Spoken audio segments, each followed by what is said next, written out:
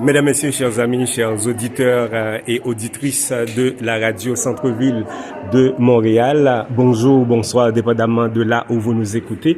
Ici, comme vous le savez, c'est Jérôme Dieuseul, l'héritier du trône. Alors, on est ici aujourd'hui à travers un événement spécial qui est organisé par la Fédération de l'Église adventiste du 7e jour, et j'ai l'insigne honneur d'être avec l'un des responsables de l'événement du banquet qui est organisé, et c'est monsieur Lucien Stefanescu, donc qui est ici présent, à qui je dis bonjour et monsieur Lucien Stefanescu. Bonsoir.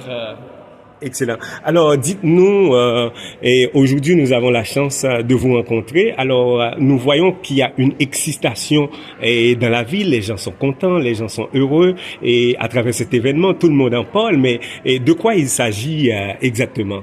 En fait, c'est un banquet de fin d'année pour nos employés. On a des pasteurs, des professeurs, des enseignants, des employés de bureau, et on a amené tous ces gens ensemble pour un événement de fin d'année pour qu'on puisse être ensemble avec les familles et échanger et célébrer ensemble ce que Dieu a fait, et puis regarder ensemble aussi vers l'avant, vers le travail qui reste à accomplir. Excellent, excellent. Alors, dites-nous, monsieur Lucien Stefanescu, cet événement s'est circonscrit dans quel contexte? Quel est, je dirais, l'objectif même de cet événement? Quelles sont vos attentes? Oui. En fait, notre organisation est une organisation où les employés ne se croisent pas souvent, surtout, par exemple, les pasteurs, les enseignants, parce qu'ils travaillent dans des endroits différents. Et puis, on a dit ça fait du bien pour avoir au moins de temps en temps les employés se croiser, être ensemble, eux et leurs familles. Alors, on a organisé cet événement pour permettre à nos employés de se connaître davantage dans un contexte qui est pas seulement au niveau du travail, mais qui est aussi au niveau de la relation humaine et tout ça. Alors, on est content de voir que, en fait, à l'initiative des bergères, les épouses des pasteurs, on a suivi, on a dit, mais il faudrait qu'on a tous les employés ensemble, et voici ce soir, ça se réalise. Et parfait. Donc, ça fait énormément de plaisir. Et donc, je présume que c'est parce que nous savons que l'organisation de l'Église adventiste du 7e jour, ça fait longtemps qu'on est implanté à Montréal. Est-ce que c'est pour la première fois que vous organisez ce genre d'événement, ou bien est-ce que vous comptez le renouveler, parce que c'est sûr que ça va avoir un impact positif? Moi, j'espère, nous on l'espère de toute manière, et depuis qu'on a vu les gens arriver, je pense que déjà on voit qu'il y a une certaine, vous avez des excitations, une certaine joie d'être ensemble, et on compte voir que ça va être positif, et si ça va être positif, c'est sûr qu'on va essayer de le refaire dans l'avenir. Mais depuis que je suis au bureau, je pense que c'est la première fois qu'on a un événement d'envergure comme celui-ci, où on a vraiment peut-être pas tous, parce qu'il y a des employés qui sont en vacances, qui sont pas au pays en ce moment, mais la plupart sont là, et je pense que ça peut avoir un impact bénéfique sur le corps des employés.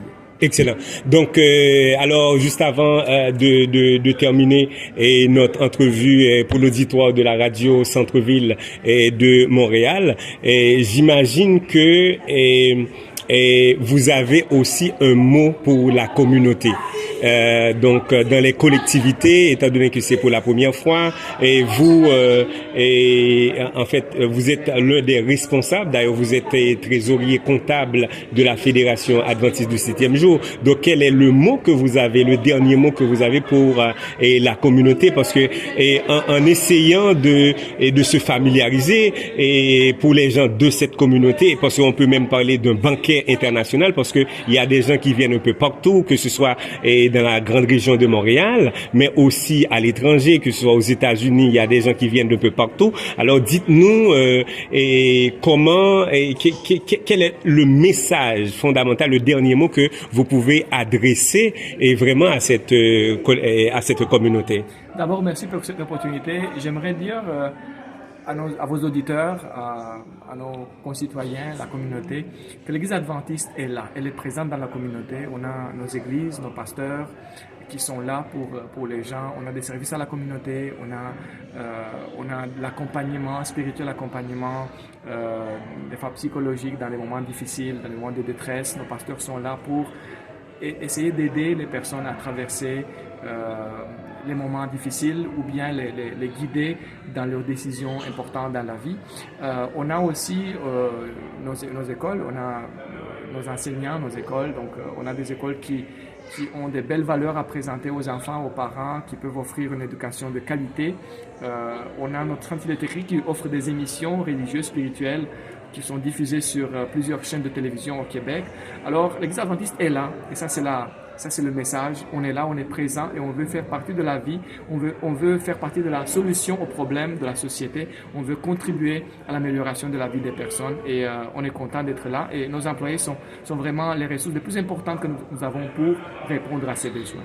Excellent. Donc voilà, alors monsieur Lucien Stefanescu, donc au nom de l'équipe de la radio Centre-Ville de Montréal et particulièrement à l'émission Dieu et la science, divinité et humanité, nous sommes très contents et très heureux d'avoir cette entrevue avec vous et nous vous souhaitons bonne continuation, d'accord, et puis bonne performance et bonne présentation à travers votre premier événement à Montréal. Merci beaucoup pour votre invitation et je vous souhaite aussi bon succès et beaucoup de réalisations dans ce que vous faites. D'accord. Merci beaucoup. À la prochaine. Bye bye.